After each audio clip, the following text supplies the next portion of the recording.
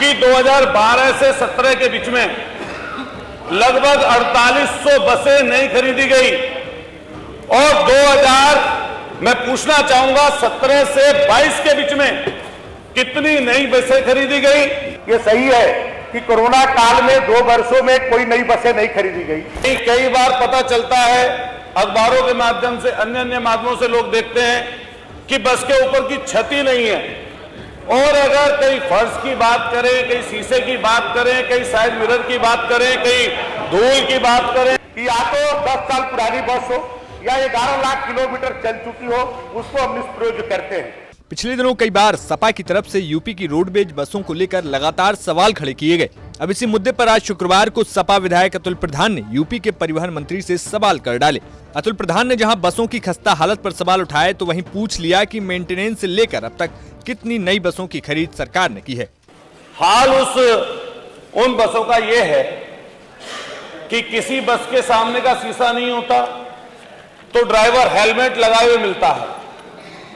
कोई बसें ग्रामीण अंचल से निकल के चलती हैं तो अखबारों में सुर्खियां बनता है कि सीढ़ी नहीं है। कई बार पता चलता है, अखबारों के माध्यम से, अन्य माध्यमों से लोग देखते हैं कि बस के ऊपर की छत ही नहीं है। और अगर कहीं फर्श की बात करें, कहीं शीशे की बात करें, कहीं साइड मिरर की बात करें, कहीं धूल की बात करें। कौन से जिले में है सब ये सब? रोडवेज की बसों की कौन से जिले में? इतनी बुरी हालत है।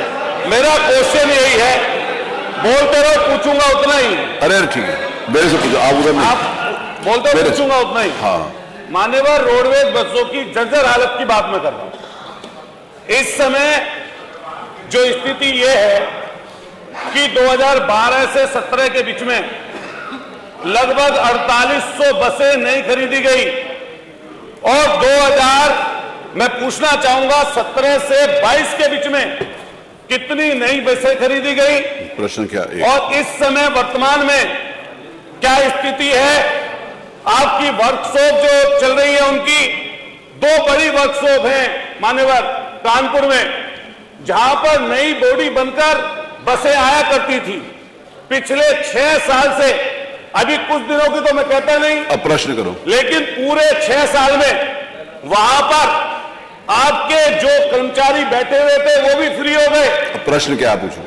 सब बात तो रखने दीजिए, आगे बात आगे।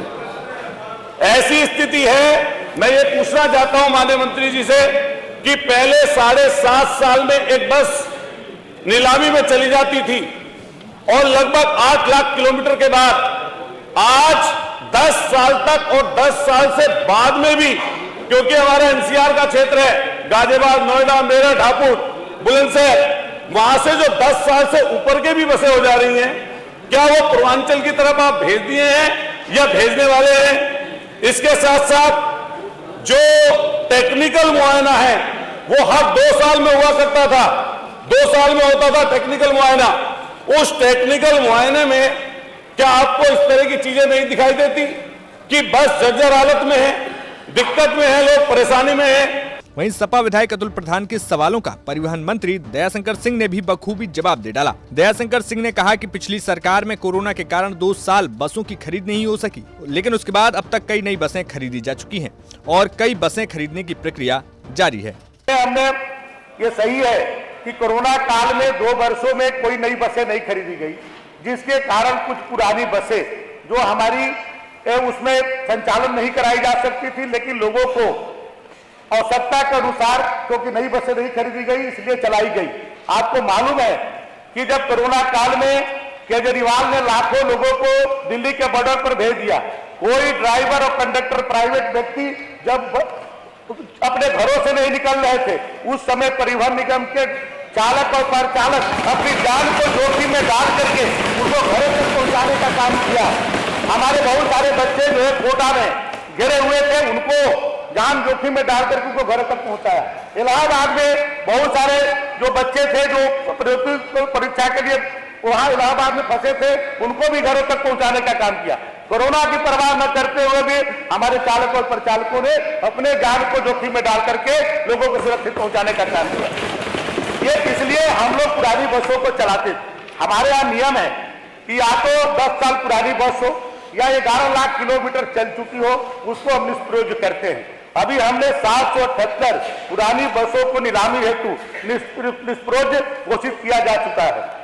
150 मेरे आपको अपने जवाब दूं, फिर पूछिएगा बता दें।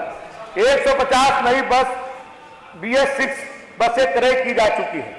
ब्यूरो रिपोर्ट, यूपी तक।